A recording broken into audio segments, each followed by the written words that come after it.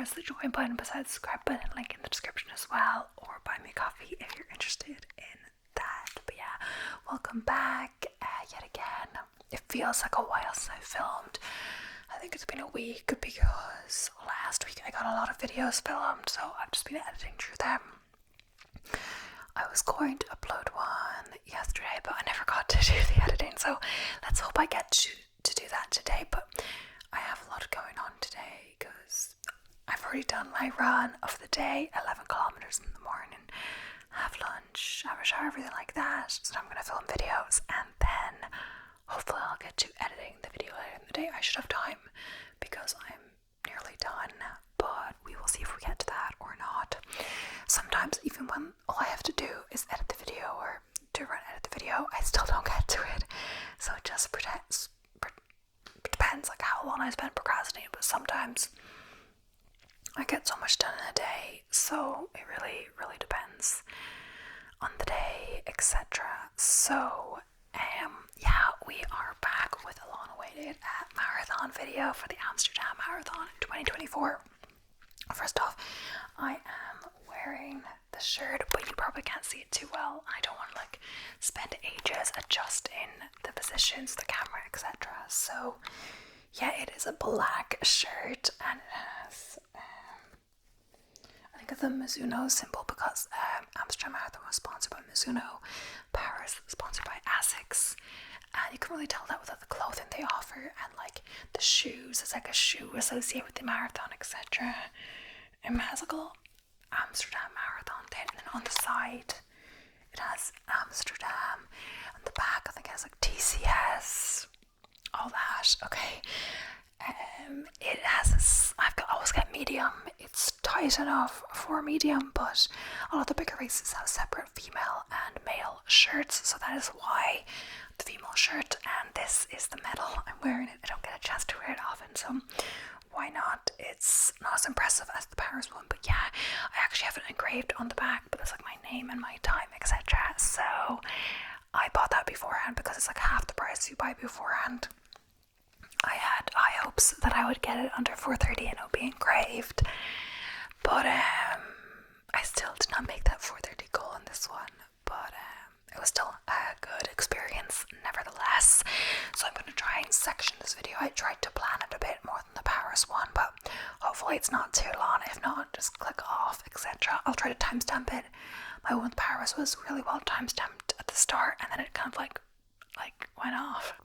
I started to write out quite a lot on my notes, but it's probably more effective to do like bullet points because I don't want to be like reading directly off the notes. But if I don't have anything planned, I feel like I get really sidetracked. To start off, I decided for this trip I wanted to try house sitting on the website Trusted House Sitters, which actually worked really well. It could have not worked out well, who knows, but it did for me this time. I've heard horror stories, etc. But yes, so honestly, I kind of left booking this to last minute when we were in Paris. We had the Airbnb booked like 2 months before with my mom. This, I had accommodation sorted like less than 2 weeks before I was going. But yeah, so I did book the flight and everything last minute because if you're doing this and you're going abroad, like not where you currently live, you have to get a plane or whatever, I would recommend trying to do it more in advance if you can, basically because your dates might be affected by the sit, etc. Because if even if your flight is like the day before and it's 1 day off, they're not going to pick you to house sit because the days don't match. So it's more convenient to have the house sitting booked and then book the flights. So I would have booked perhaps 5 nights max if I didn't do the house sitting. But Friday, Saturday, Sunday, Monday. I actually stayed like 10 nights, I believe, and 1 night in a hostel. So 9 nights at the house sitting, 1 night in the hostel. So yeah, so I did end up staying longer, etc. Got to explore more because if it was just the 5 nights, it's quite concentrated. Like you don't want to do too much before the marathon, and then it takes you a while to recover, and you don't want to feel like you have to do something when you want to recover. So it really gives that freedom the day after, 2 days after, just relax, etc. So yeah, and it was really great not to be in a hostel, because I really was not looking forward to being in the hostel, like at least after the marathon, when you want to relax more. It's not really handy to just like stay in bed all day when you're in the hostel. I guess you could, but like, you know, not that I want to stay in bed all day, but you know, I want to just like laze on the couch, etc., watch some TV, stuff like that. But I feel it's not as easy in a hostel, etc. And then look, sometimes you just don't want to talk to people, you know, you want to be in your own space, etc. So it was good I got that. I was cat sitting for a lady in Leiden, which is like 30 minutes on the train outside of Amsterdam, I believe, and it was like 30 minutes walk from her house to the main station, but you could also get a bus. But on the marathon morning, the buses weren't working. So basically how I did this is, because I kind of planned to fly before, the day before, just so I could have flew on the day, but it's just kind of so I could get myself acquainted, also get the marathon bib in Amsterdam, because I didn't want to have to like go from Leiden to Amsterdam the day before of the marathon or anything like that, because you have to pay for the train ticket there and back, and I don't want to like do any steps that day, so I thought it was great. So I actually left here at like 1:30 in the morning. I woke up at 1:30 in the morning. No, I think we left the house at 1:30. I can't remember now. Yeah, I think we left the house at 1:30 and got the bus at like 2:15, and it was actually quite busy up to Dublin to the airport, and then my flight was at like, I think 7, and then so I was in Amsterdam at like 10, I think, or something. And yeah, so I just kind of headed towards my hostel. The room happened to be ready, which was handy. I just kind of put my bag in the room and left. I wanted to like, you know, relax a bit or sort myself out, but there was like 3 people sleeping in the room at 11 a.m. So I kind of just got out, left my bag there, and explored around. At first I went to get lunch at a vegan place, and I was feeling a bit awkward. It was like before 12, but I'd been up so long. I wanted lunch and a coffee. Then I headed over to the Expo, and I literally was there the first day like at 1:20, and it opened at 1, and it still was quite busy. I got my bib quickly enough, and then there was a big line for the t-shirts, which are, I say free, you probably pay for them in your ticket, but if you don't get the t-shirt, the ticket doesn't cost less. So I was like, might as well get the t-shirt while I'm at it, you know. So I stepped into a line, and I was like, okay, and I kind of noticed like, are these people like, is this the right line, or like, are these all men or something? And then I kind of noticed someone else at the same time was saying that, and I was like, wait, what? So I kind of followed these other girls over, and there was much shorter line for the women's shirts. So because either just the time it was, or because there are more men doing the marathon.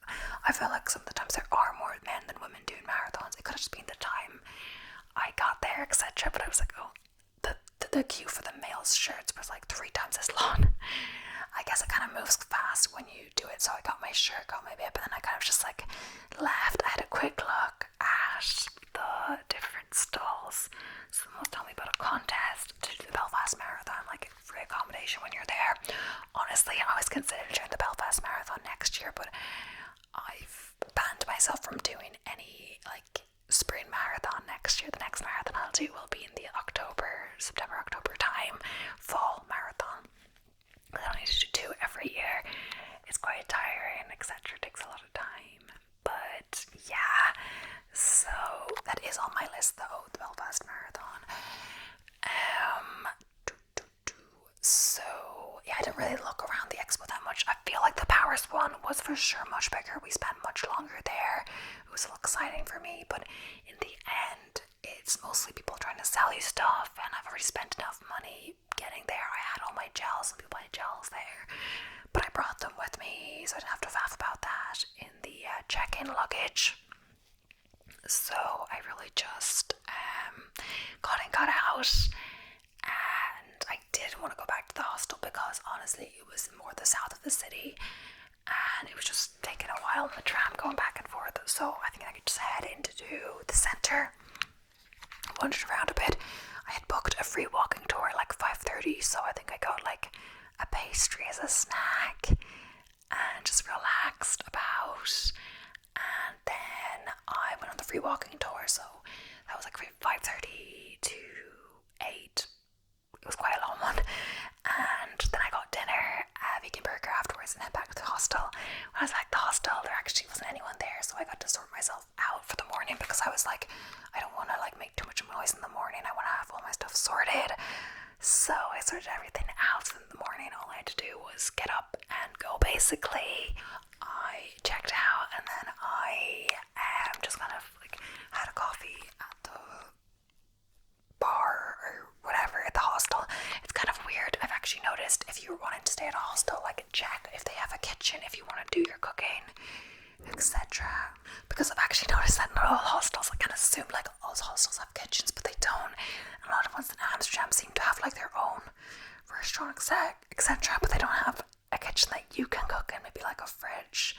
So if you're thinking about like buying out every single meal, breakfast, lunch, dinner, that get quite expensive. If they do have a fridge, you could perhaps make overnight oats, like just oats, milk, very basic, some fruit, and that could save you for breakfast. But it's just it does get very expensive very fast if you're buying every meal out. So yeah, pretty much then I just got it sorted and did stuff.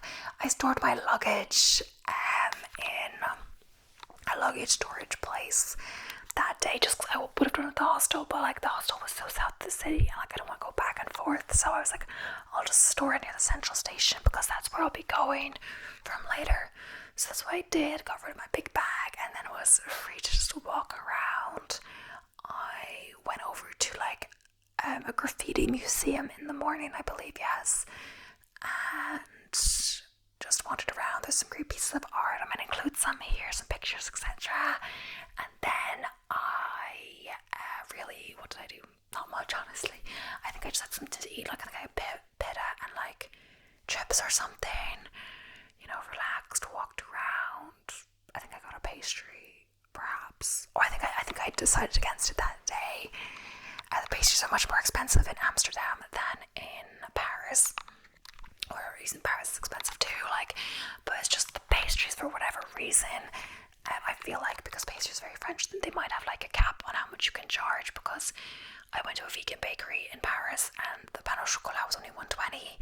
The pain au chocolat I got in Amsterdam, which probably was bigger, granted, was like $3.50. I feel closer to $4. And yeah, it's quite a lot for a pastry, you know. And the cruffin or whatever, that was like over $5, I believe, or yeah. It can get very expensive. So yeah, basically, and then I got my backpack, headed over to Leiden, and I killed some time because honestly I was a bit early. And then I was kind of a trek getting my suitcase over to her house, not knowing the way. But once I discovered the bus later in my trip, it became much easier. And on the way back, honestly, every other time, basically, I nearly took the bus from her house to the station because I was just quite tired from the marathon and all of that. So yeah, I had my bib and everything, so I met her and her partner. She told me about the cat. It was only a cat. I was cat sitting. She was taking the dog with her. I knew that already. But yeah, I just got with myself acquainted. They told me where the bins, because it's like street rubbish, so where to put that. The litter box, kind of stuff like that, is where his food is. And they kind of just went on their way, and I was there, so I called my parents, and then I kind of went food shopping. There was like a supermarket like 2 minutes from the house, which was like so handy. And I kind of just got like some food, etc., I believe. And then I kind of cooked dinner for that night and relaxed, cuddled with the cat, watched some TV, and went to sleep. The next day, I was taking it pretty easy. I went to the market and got some like vegan savory pastry, went on a canal tour thing, and on the way back, the pastry I originally wanted was sold out, and I checked if they had it in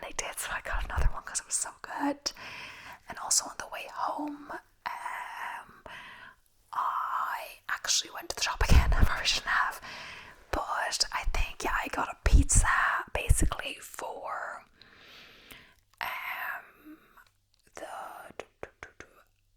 to put in the oven, etc. And I got a few more bits and bobs. So basically between those 2 trips, they were the major shopping trips, so I didn't have to worry about food the whole other time I was there. I noticed once I got to our house until Leiden, like I'd only been there Thursday and Friday, like kind of all Thursday, and then the start of Friday for like breakfast and then lunch. And I kind of noticed once I got there, I could spend a lot less money on food at least, because I could just have coffee before I left. If you wanted coffee, you wouldn't have to buy one in the morning. And then I could just, eat breakfast before I left, which was handy, just oats or whatever. Usually in the day, I bought something out, but then for dinner I would have it at home. I was going to bring some food with me for lunch, like a Tupperware, etc. But I thought, nah, I might as well just eat something.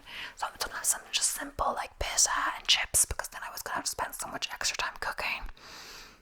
If I brought the food with me for the day, then I would never have that many leftovers. So I just keep cooking dinner every night. So honestly, it worked out pretty well with that. 2 meals at home and like 1 meal out. And the meal out wasn't always like fancy. Sometimes it was like pita and like chips. Sometimes I got a pizza and a cocktail once and stuff like that. Like a smaller pizza. So it was kind of like a dinner, but then I had like more food when I got home. So yeah, it was really helpful to have the kitchen, even just the stove. They even had an air fryer, 2 air fryers actually, just use one of course. And yeah, so helpful. So then the next day was the marathon, so I just made sure to get myself ready the night before, all my gels, and I pre-mixed my carb drink. I did have to wake up at like 5:50, or leave the house at 5:50. I think I woke up at like 5 for the marathon. I think I didn't sleep too well. Was it that night or was it a different night? I don't think I slept actually okay for the marathon. Maybe I woke up once. I think it took me, actually, I don't think I saw that well. I can't remember now, but I think for sure there's actually a lot of street noise. I lost my earbuds, which is funny since I always wear them at home when there's like no street noise, because we live in the country and it's like secluded. The only kind of noise would be like people going up and down the stairs or inside noise. But here it was like just street noise from outside, people talking at like 2 a.m. because it was like a Saturday night, so people might be going out, etc. Leiden is it's a student city as well. There's Leiden University, so there are a lot of like students around, etc. So I definitely noticed people talking, etc. at night. I don't know if I slept that well, but I think it was okay. And yeah, then I kind of just woke up, had my coffee, I don't know, what did I have actually? I can't actually remember what I had for breakfast. I must have had like bread or something. What did I have? Oh, I remember now. I actually brought muffins over that I had made at home, blueberry muffins, and I tested that before a race, one of my races in Ireland. So I thought I'd just have that, and I brought them over, and that was helpful for me to have in a snack. Not always wanting to buy a pastry in the first few days. I actually did try 1.5 in the end because I brought like 8 over. So it was like handy for breakfast in the bus, breakfast before the race, especially since the race was at the start of the trip. If the race was at the end of the trip, they might have gone bad by then. But yeah, I wasn't going to start like baking in her place, because for bacon you need lots of little things like baking powder, baking soda, flour, like bigger quantities of things that they sell in bigger quantities, but you only need a bit. And it would have been too faffy, so I just brought some that I had made at home over, and that's what I have for breakfast. I think I actually had it either before I left the house or in the train. I think it was before I left the house. But yeah, I actually arrived quite early. I probably could have gone a little later, but on my way there I saw other people coming from the same place, even talking in English. Not that many I saw, at least coming from Leiden, probably more. But then once you hit just Amsterdam Central, or like not Central, but like Amsterdam Zuid is where I went, and then you take the next connecting metro or whatever. There's like runners everywhere, and then walking from the station, they're all walking over. If I were to follow them, I probably would have gone the wrong way, because they were in Start A, the majority of people, but I was actually in Start B because Start A was sold out when I got my ticket. But if I really wanted to start in Start A, that's a tip also, if Start A is sold out, because it is already this year. It's the 50th edition of the Amsterdam Marathon next year. You can just pick, you can just like wait, and there's like loads of resales. So we're like 900 tickets in resale. Not all start A, but like some start A. So honestly, I could have been a start A if I just bought a resale ticket, but I was a little pressured back in April, so I actually bought the ticket back in April before I'd even done the Paris one. It actually sold out like a few days after the Paris Marathon. But yeah, some races have a really good resale platform, etc. So yeah.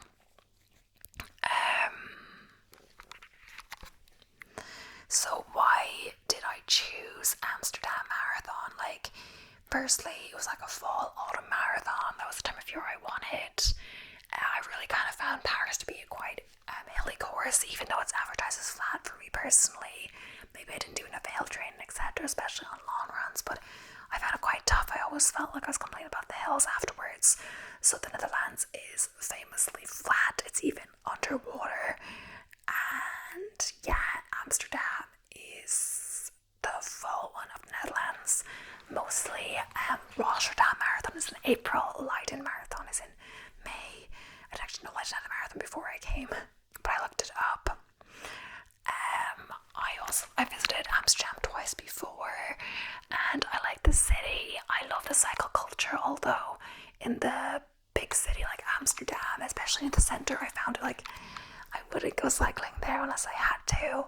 I think cycling is nice in the Netherlands, but perhaps a different place, at least in the centre of Amsterdam. I went cycling actually, but I went in Haarlem, and you can cycle over to like a natural kind of park place, and that I'd really recommend that. It was really calm.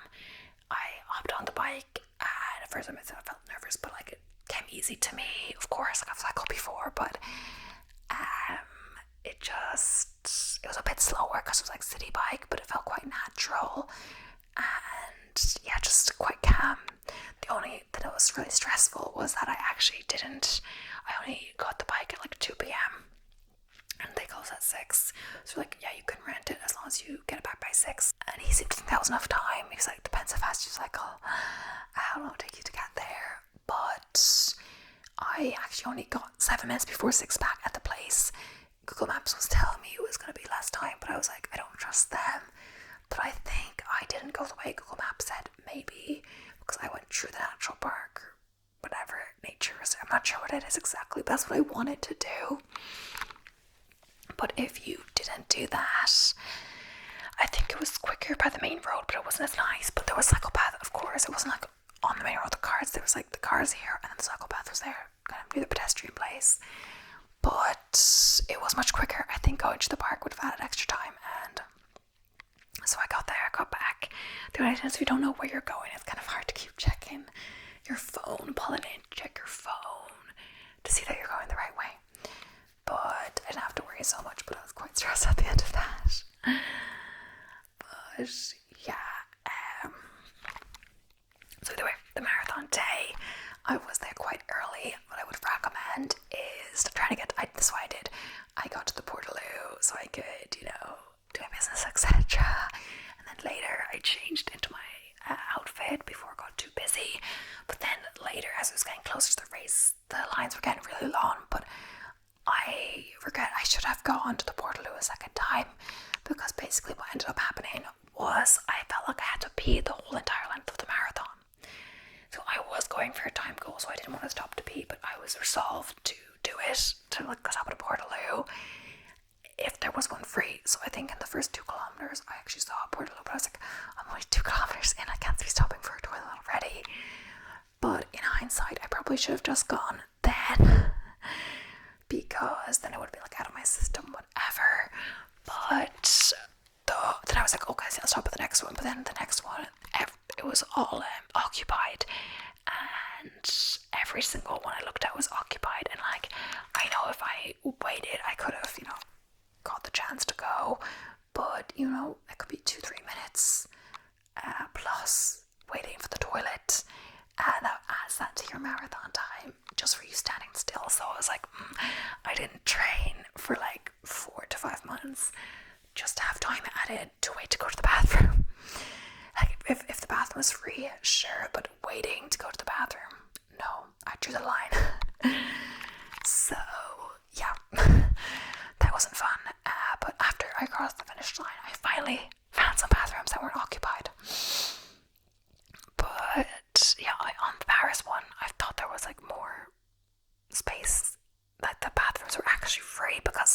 most people don't want to go to the bathroom in the race because they've gone before and their time has started, etc. You can't just pause your time if you go to the bathroom. It's the total time adds up.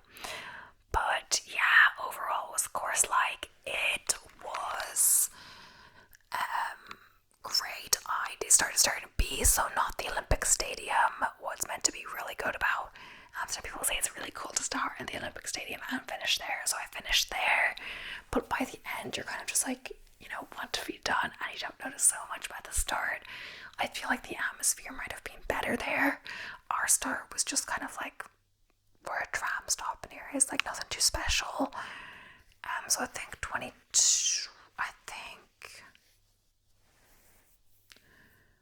7,500 started at our start, and then like more people started at the other start. I think there was a total of 22,500 in the marathon, but the half marathon was also happening at the same time.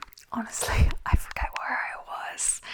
I took a few minutes break because my voice was actually getting quite sore. But yeah, I think start B is just as fine. I don't know, I haven't been to start A, but I wouldn't be too pushed about either start. You're still running the same marathon after. I think 3 kilometers for the start A and start B like combine. The half marathon was the same like course, or like half the course I guess, but it was, I don't know exactly, it did start much later though. It was like 1:30 I believe, but it was basically so that the faster people, the top people in the marathon, half marathon, were finishing before me, and I had started the marathon like a good few hours earlier because you could see there was men that were like, sprinting to me, but like basically much faster than a man who would be doing a 4-hour plus marathon, coming up the side and sprinting or whatever. So they were the people that were going to win or be in the top few places. I'm not sure how many, etc. But basically that was that. So how did I think it went? I think I talked about this in other videos, but I may have actually cut it out in the end because I was blabbering. I was like, I'll just save it for this video. So in this marathon, I did 4:45 at 28 seconds, and in the Paris one I did 4:57:16. So this one I was, a good bit under 5, wasn't too close to the 5 mark, but halfway between 5 and 4:30, a little closer to the 5, but by 28 seconds. So yeah, I had the pace in my mind for doing a 4:30 marathon with calculating about 600 extra meters, so 618. But it's funny in that there was my Garmin clocked 42.97, so even if I had done 6:18 exactly every single kilometer, I would have ended up with 4:30 40 seconds. So it was against me from the start, but that would make me think to calculate a bit extra in future marathons, 800 meters or up to a kilometer, but you don't want to calculate too much extra because the whole point is this is a challenging pace for you, so you don't want to make it too fast and have less chance of, or more chance of burning out sooner. So I stuck to my pace, sometimes below, sometimes over, up until about the 28k mark. I would say after 28, 29 and 30 were in the 6 somethings, and then after 30 it just blew up until I don't know, 37 or 38 kilometers. So from 30 to 37, 36, 37, 38, whatever. And maybe I'll put the paces on screen, I'm not sure, were quite tough. And also I was targeting 6:18, but if I put the official app time, it'll say like 6:22 because it's calculating the extra distance like based on a 42.2, and my Garmin is calculated based on a 42.97. So that's the point. The pace that you need for a 4:30 marathon is about 6:22, 6:23, 6:24 is like just right, but yeah, so about 6:22 would get you there, but yeah. So honestly, is it really the same like the first up until like 25 or whatever? It's like all of the splits are like nearly for 5 km are like 6:22, 6:22, 6:22.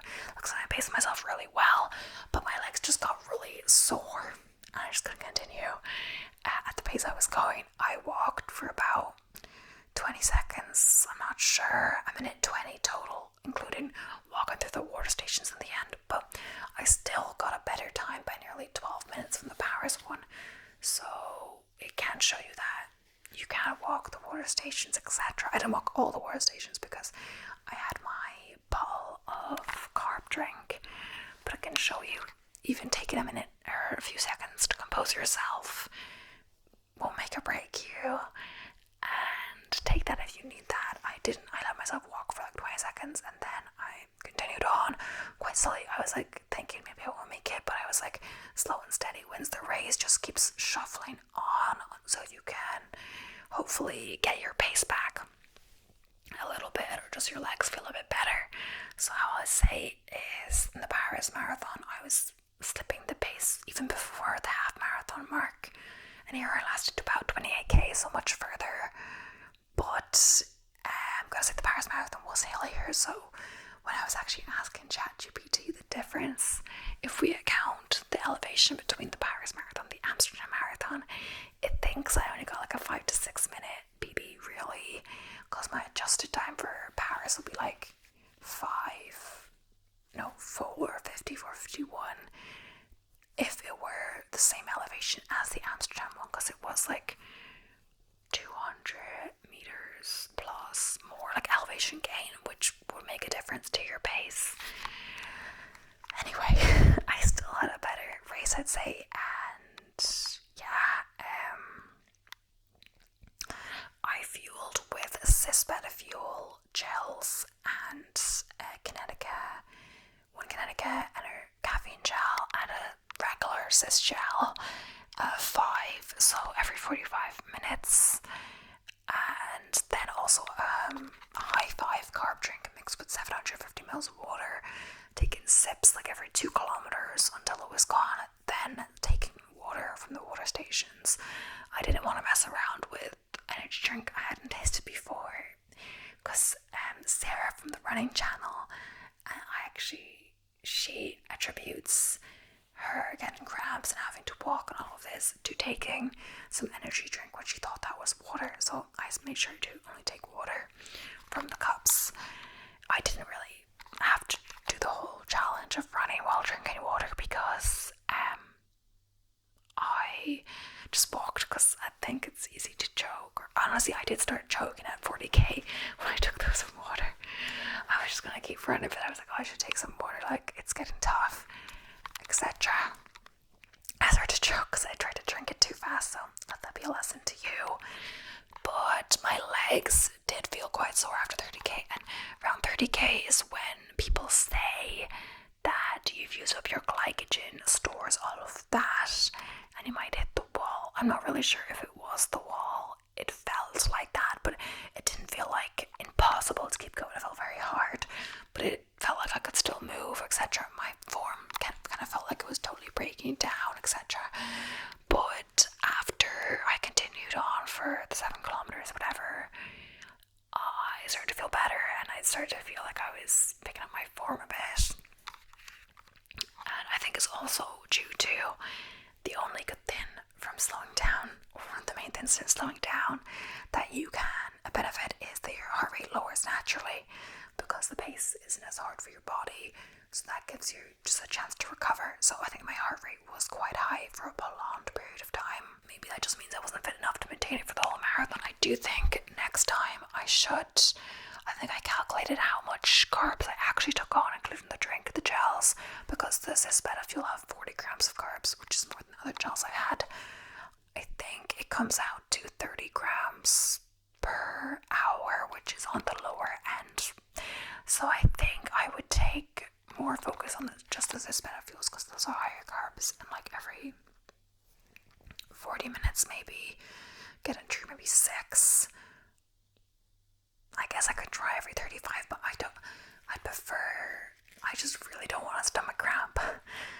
In this marathon I didn't get a stomach cramp, and in the Paris one I did, but my legs did feel really sore. So I'll say it like this: I could maintain my pace for longer in the Amsterdam Marathon. That could be to do with the different gels, or just, better fitness training, been running for longer, did a solid training block, etc. Did lots of pace work, but could also be because of the less hills. I don't know, usually people do the easier course second, to the harder course first. But when it did get tough, it took really quick. But it didn't last for as long, because in the other one I only started to feel like I could go faster, like 40k. This one I was feeling like the last 5k or 4k I could speed up a bit. But I feel like I maybe sped up a bit too soon, because even on the track in the last, I was like, can I speed up? Because I think at 500 meters I was like, let's go. But I was like, 500 meters is still a long way. So yeah, I think my last kilometer was under 6 minutes a kilometer. So I guess my fastest, but it's saying I did 42.97, so that was 42.97, even though it's only meant to be 42.2. I don't know if I can really trust the GPS and all of that. It does vary, it can be messed up from buildings, etc. Oh yeah, then it was meant to be quite windy on the day, and I was a little worried because I was like, that was similar to wind that was here, and that was actually quite hard. But because maybe the wind was with us, as well as because of the big buildings, etc., I didn't feel it, even though I could see later like loads of wind blowing, like leaves blowing like crazy. We weren't exposed because when I did a race here in where I live, because it's exposed to the sea, and where the race was, that was right on the coast, you could really feel that wind. For reference, I did a 10k and it was meant to be like a really windy day, and I didn't know this beforehand or something, and I got 58.29, and I thought I could do much better to get a PB, and I actually did that at 10k on a similar route, but there was like no wind. And obviously I've done more training since then. I've actually done it this week, and I got 56.29, which I'm overjoyed with. So I actually bet my 10k PB this week. And it was 10.12 total. So it tells me I got 10 in under 56, which was my goal. 54, I think, no, 55, 41. But usually in a race you can't take your watch time over the race time, but it wasn't like a proper race. I think I did like a little extra round, so I'm definitely getting faster. And in the original race I did, or the thing last year, the exact same one I did last year, on the same course, I got 1 hour 5:33, so 9 minutes improvement in a year is really cool. It's funny how the majority came in the first 6 months, because this PB I set was in June, and honestly I haven't improved much since then, but oh well. I have still improved. Maybe I'm hit a plateau, or it's just harder to get faster when you're getting faster and faster. So yeah, I do plan to do a 10k race in February, and I am going to start my training plan next week. So it's Saturday today, and we've got Sunday a rest day, and then start the training plan next week, and do 11 weeks. I've switched the training plan. I'm actually doing a 5-day-a-week plan, which will have maybe 48k max, and then afterwards I'll go into a more intense half marathon plan, and this plan will be a good build for the half marathon plan, so I don't just jump up to the half marathon plan. So yeah, I enjoyed the race. I wish I went to the bathroom before second time, but the queues were so long. I would have if there wasn't queues, but I don't know what to do. Also, I did have a coffee before, so that may have contributed. I did clock in at the halfway mark at 2:14:37, so honestly I would have had to do the exact same thing again, or a little slower to get the 4:30, so a bit out of reach. I didn't then go take me 3 marathons to get to the 4:30, but I'm hopeful that if I do another marathon in a year's time, I'll be able to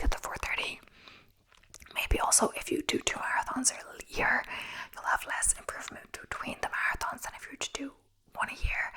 Granted, if you still trained in between time, like if you didn't just take 6 months off in between, you know. So my plan is to do like a 10k plan, then a half marathon plan, and then I'll be on the next marathon plan.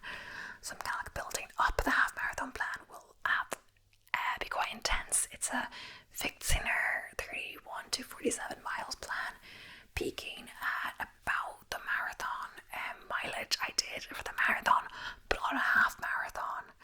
So my ambitious goal on that would be sub 2, but that's 8 minutes improvement from my last half marathon, so we'll see if that actually would happen. Probably not, but like low 2, like 2:04, 2:05 something. So at current, my marathon PB is double my half marathon PB plus 30 minutes, which shows that I'm not as trained for the longer distance as shorter, because yeah, I do after the 28, 30k, I slow down dramatically, like 8-minute kilometers sometimes, etc.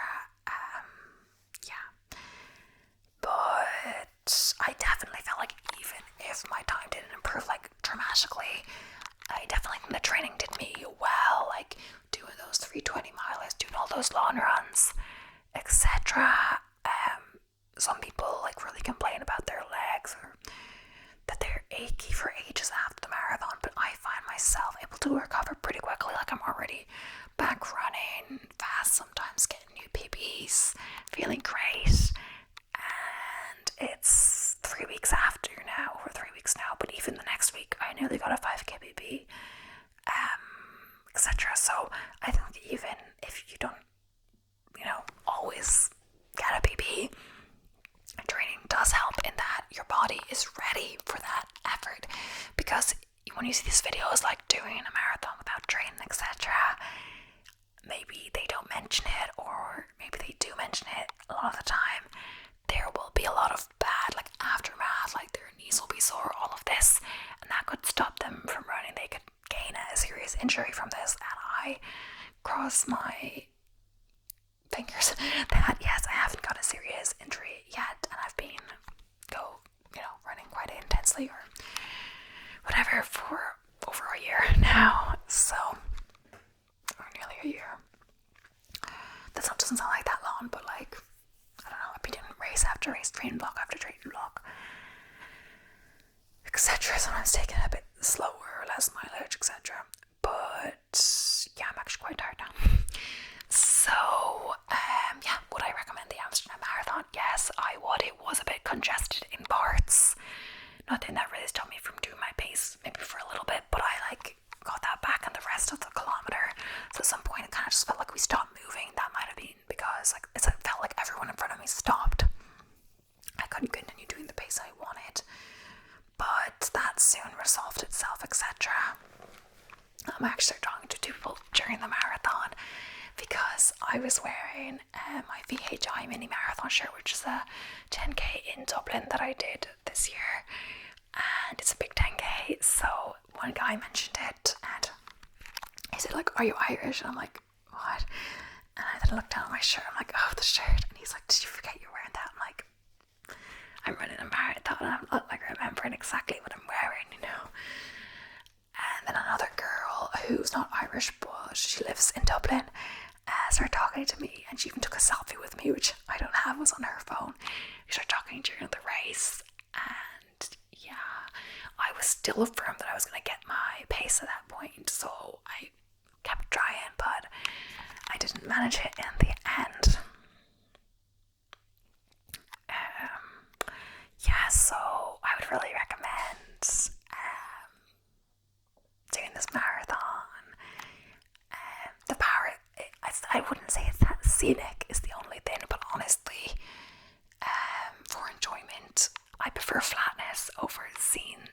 Like in the Paris Marathon, you can see like you start at the Arc de Triomphe, and that's where the start is, and then you go past like in where the Louvre is, like around there, where the I don't know what it's called, a diamondy thing near the Louvre, like this building, and then like you see the Eiffel Tower near the end, and then even like I don't remember mass and everything, like I wasn't paying attention, but when you look at the photos you can see yourself running in the background famous Paris landmarks as you're running the Paris Marathon. I didn't buy the photos, but honestly I mostly look like I'm dying in race photos, and race photos are really expensive to buy, but yeah, there was loads of photos with you in the background of all these landmarks, etc. And yeah, Amsterdam wasn't like that. A lot of it was kind of like near the river or whatever, and just kind of in the city, but look, you're not really seeing anything too major. Maybe I'm not noticing.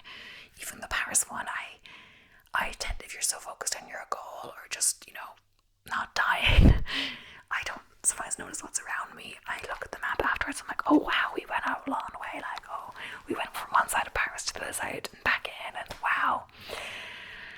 But yeah, I would still recommend it. Like, I don't think I'm like rushing back for next year, although it is the 50th edition. If you want to do the Amsterdam Marathon, I'm not sure if there's still tickets. Dirt A is definitely sold out, but there's probably going to be tickets in resale anyway.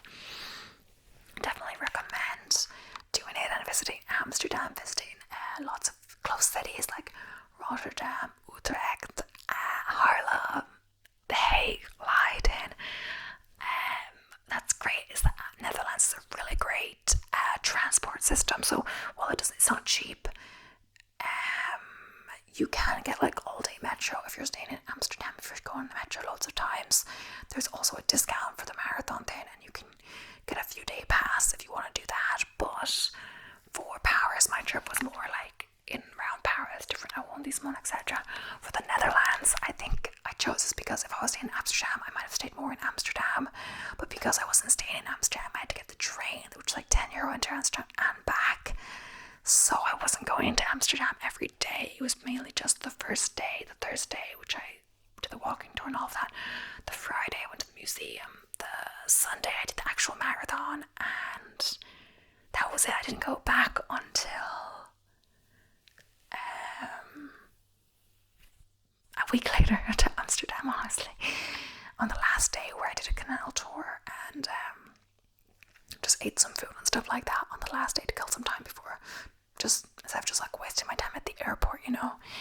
But so yeah, I kind of took it like getting the house sitting in Amsterdam, in Leiden. I kind of took it as like a sign from the universe. That might sound a bit weird, but that I wanted to explore more of the Netherlands, not just Amsterdam. So if you explore, like just do little day trips, you can kind of see like the main points in different cities, like the cubic houses in Rotterdam, like the, you know, the port, like the bridges. There's some kind of Markthalle where there's like lots of food and stuff like that. And The Hague, you go to the beach, you could see, go up the walking thing that you can see over the city. I wasn't like going to museums and stuff. I was just like, honestly, I was just doing loads of walking tours. I did 4 walking tours. One in Amsterdam, one in Utrecht, one in Rotterdam, and one in The Hague. I noticed that the Amsterdam, Rotterdam, and Utrecht seem to be on more days. They are the bigger cities. The Hague and Haarlem seem to be more on Fridays or the weekend. This can just be, that's when the tourists more come, because people also take day trips from different close European cities. So like from like Belgium, you can get a train over. So if you work during the week, you could do a little like weekend trip, etc. But I think it's also because the woman who was guiding us in Hague said she was also a teacher, so maybe she had classes during the week, and then the weekend she did like this thing on top of her other job, because it's hard to earn your wage as a tour guide, especially if you rely on tips, etc. But it really depends how big the tour is. Some tours are bigger than others, so they would be getting more money per tour, etc. For example, the Utrecht one had like at least 20 people, I believe, and it was like they were like full up. And the Rotterdam one had about 7, etc. And the Hague one had a few more people, I believe. There was even 2 dogs that came with us on the Hague walking tour. But yeah, that would be more on the weekend, so that would happen if you're on the weekend. I was actually going to go surfing, I believe, in the Hague, was it? But it just didn't, I didn't end up booking it. I just thought, no,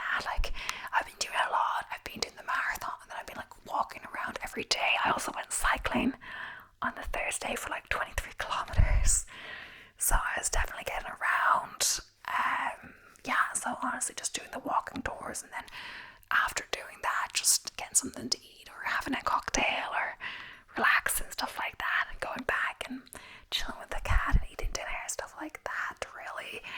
I wasn't making a major thing to go out early in the morning because I was like quite tired in the morning, so I kind of set my schedule in that I just woke up at like 9 or whatever, I had breakfast, chilled, video called my family, and then by the time I got out, it was more like 12, or when I was going to the train, it was like 1 o'clock when I got to the city. So I'd start with the walking tour, but then after the walking tour, all the museums would be closed because I'd close at 5, and then I would just like kind of have something to eat or just chill a little bit, and then kind of go back. Apologies if any of this isn't sync up. I got distracted, not distracted, but like I took a little break again and I forget what I was talking about. But I'm gonna wrap up the video soon. Also, sorry if there's a weird noise. I think it's an airplane up above. But yeah, I don't know what I was saying, just that I'm tired from like walking around the place every time. I was talking to people on walking tours, etc. And I'm not like trying to brag that I did the marathon. I know I talk about it a lot in these videos, but I wouldn't really like bring it up. It's just because people kind of ask, like, why are you here? Like, are you a student here? Like, because you could be studying in like Leiden and then like go to Rotterdam for the day, studying in Rotterdam, go on a day trip, etc. But I'm like, oh no, I'm here for the marathon. That was last Sunday. And they're like, oh, and then everyone's like really intrigued or like impressed or something. And I'm like, oh, I'm not so fast. But you don't always have to diminish your achievements like that. It's still an achievement to complete a marathon. It's a really good distance. I don't think I'll do anything like an ultra unless it's like 50k or something. Is that because like I don't want to do like an 80k ultra, 100k, 100 mile, But yeah, I totally recommend doing a marathon if you're into running, but like, train for the shorter distances first. Take your time if you want to. I kind of jumped straight into the marathon as my first proper race, but I still did a full training block and all of that. And also I'm trying to, in this year, take the advice of get faster at the shorter distances first. So I'm doing a 10k plan, then I'm doing a half marathon plan, then a marathon plan, if I don't get injured in all of that time. I've yet to see which fall marathon I'm going to do, but I kind of decided on the shorter races, but I haven't entered them yet. Just kind of Irish ones that are big, but not like huge, I believe, Some of the, worldwide stuff you have to book a lot in advance, etc. Lotteries, all of that. But yeah, I'd really recommend house sitting if you can. If you want to get into that, I would recommend picking, if you're planning to do like a lot of traveling like that, kind of, there's a lot out there, like sorting through them all, reading through all the descriptions carefully. Of course, house sitting, the main thing is looking after the pet. You can't randomly decide to stay somewhere one extra night. You do have to do day trips, etc. And you shouldn't leave the animal alone too long, etc. I was lucky in that I just had to look after a cat, a pretty independent, chill cat. He was cuddly, but he was pretty chill. He liked to sleep a lot, etc. If you had an active dog, you'd have to do a lot more walking like that. If the dog liked running, you could incorporate that into your runs, etc. if you were doing that. But I don't know. Some of them I would like perhaps avoid, depending. Like some are really saying the dog has like a separation anxiety, but you can bring them with you to like cafes and restaurants and like the thing that people do in the Netherlands, but it's like outdoor seating usually. But then you couldn't go into museums, etc. or wouldn't be as free to go into shops or whatever else. But it really depends what you're looking for and etc. So I wouldn't go into house sitting if you don't like animals, of course. And if you want to be gone all day, just read the requirements carefully before you apply. Nothing worse than you not fitting the criteria, but you haven't bothered to read the description to read everything and then apply, etc. Some places are more remote, so you're going to need a car, etc. So there's no point if you don't drive versus not going to rent a car. They're not offering you a car. All of that. Some have quite a lot of work. They're like a bigger farm or more rural, etc. So I definitely recommend it. It was great to have my own space, be able to cook, etc. It was a little far to go on trains, etc. But it was well located for sure, the place. Lovely city. The only thing was a little cold in the house, but I didn't turn on the heating because I didn't want to cost them a lot of money, so I was using an electric blanket and I just used more layers than I would at home. Honestly, I complain I'm cold at home, but I never wear 2 jumpers in the house, but that's what I was doing there. But yeah, I had a great time, really. I didn't put too much emphasis on cooking. I just did whatever was easy: spaghetti, vegetables, jar sauce, some kind of protein, potatoes, schnitzel, air fryer, really simple. I was just, to get fed, not really a culinary experience. I just go out to eat a few times, pizza and a cocktail, pita and fries, stuff like that. Nothing too crazy. I had pho.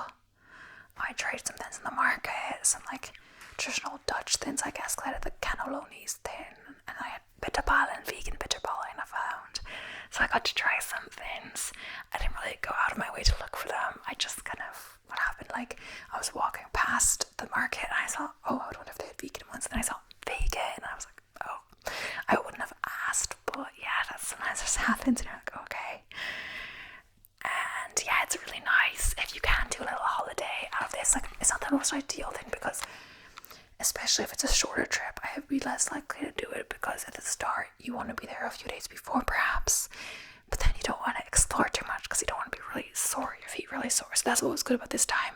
The day before and the Saturday, I didn't do too much walking beforehand, but then again, the day of the marathon, because there was no buses running that early in the morning, I did have to walk all the way to the train station, which was 30 minutes, and then I walked from one of the metro stations over to the place, and that's another 20 minutes. And then, yeah, so it just kind of adds up before you've even started. You've already done 5,000 steps or whatever, but oh well. It is nice to have a celebration of all your training.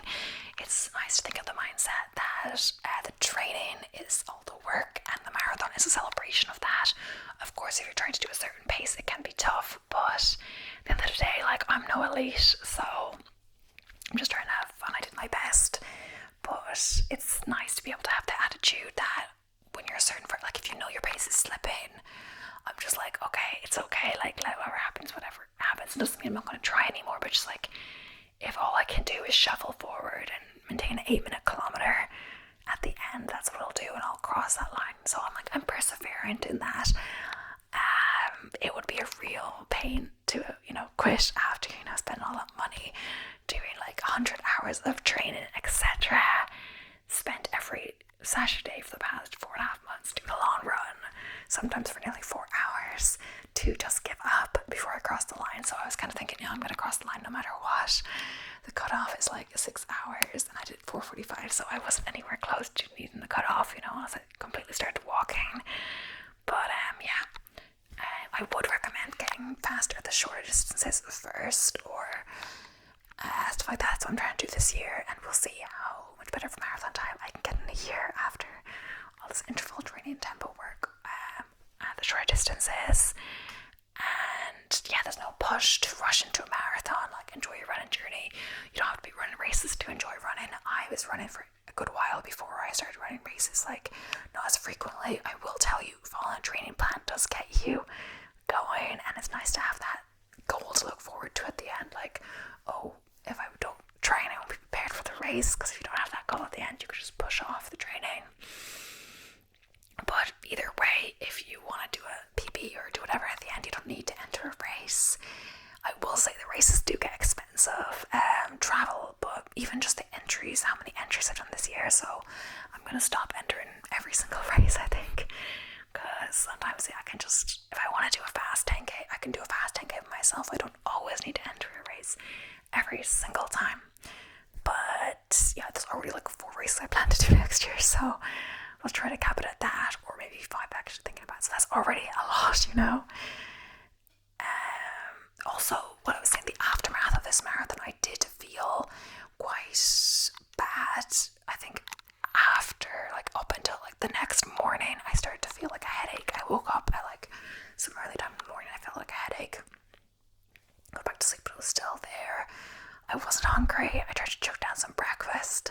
I say, like, of course I ate the night before and all of that a lot, but then I actually did throw up, and then I felt a bit better after that. I'm glad I didn't go upstairs before that, because getting down those stairs, oh yeah, her staircase were narrow. Not for one if you have mobility issues. But then I went upstairs, the cat was like sleeping on the bed. I was like, okay, I'm gonna go on the bed too. I was gonna watch a TV show, but then I ended up going back to sleep for like an hour. I felt much better afterwards, but the headache kind of lingered the whole week. That Monday I felt the lowest energy, and after that I started to feel better. But even the next Saturday, and the marathon was on Sunday, I was starting to feel the headache in parkrun, but I think I was trying to go too fast in the parkrun. The other thing is that if you're worried about meeting people and you're doing a solo trip like me, I'd say just do the free walking tours, like especially if you're by yourself or whatever. You could end up hanging out with people afterwards, etc. Like, there were some people I was getting on with well on the walking tour, but like, I bet if I wanted to go to the beach and they were going to the beach, I'd be like, could I come too? And they'd be like, sure, but I just didn't really want to go to the beach, you know.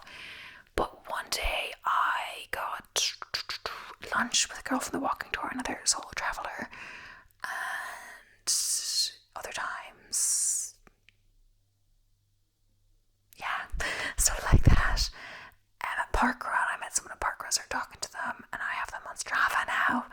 I started talking about people on the train, and you know, I don't know, like, just be open to some conversations. But then again, I don't mind. I'm kind of used to being on my own. I like to be on my own. Everyone always like to be always with someone else, always considering what they want to do. So yeah, it's nice to have someone supporting you. But either way, there was loads of crowds. Amsterdam, especially, as well as Paris, not all marathons do that, but they have the name of your name on the shirt, on the bib, so people can see it. It was even bigger than the Paris name. So random people were cheering my name for me, especially at the end where I tried to speed it up, etc. When you like speed up a bit and they're you're really trying, and it's like you've already done 40k, they're like, whoa, go, whatever. That's nice, you know. It's okay to do it just by yourself, etc. if you don't want to support you. And yeah, you can meet if you want. There's even more things you could do, like a meetup. There was some things I saw, like a vegan 3-course dinner that looked good on meetup.com, and you could go on local groups. Oh, there's so many things you could do. Probably try to find the people that are doing the marathon, maybe that are also doing it solo. I don't really know, but there's ways to find people when you're abroad, etc. So either way, I didn't have too many, but I had a few nice interactions like that were interesting. But yeah, I hope you enjoyed. I really enjoyed this marathon, and I come out of it still eager to do more marathons. It's a tough distance. Every time after the 30k, it's tough.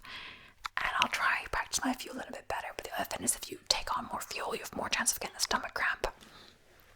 And I've been grateful that I didn't get a stomach cramp in this marathon or my last half marathon, etc. I've been doing quite well. But I didn't want to push it, like taking on too much fuel could lead you to get a stomach cramp.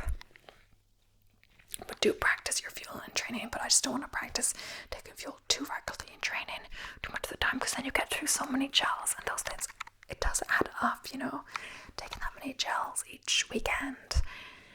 But yeah, it leaves me like hungry for more of the marathon and running. But I think I'm giving myself a year. Like, I wanted to do the Belfast Marathon in May, but I think I'm just going to give myself, you know, a year to do the next one, and then work on my running at shorter distances, etc. I'm not saying it's going to be easy, like the half marathon plan, nearly as much mileage as my marathon plan, but it's going to be split up more. It's not going to have that huge long run on the weekend. It's going to be max 25 and 22.5k or something more throughout the week, which may be worse, make you more tired, but it's going to be interesting. It's going to practice some speed work in the long run, some lactate threshold stuff, intervals, easy runs, high mileage for a half marathon, which would be interesting. But yeah, I hope you enjoy. If you have any questions about marathons, etc., I'm not very fast, but I try and I do my best, and I'm improving. So yeah, thank you so much for watching. I hope you enjoy, and I'll see you in the next one. Okay.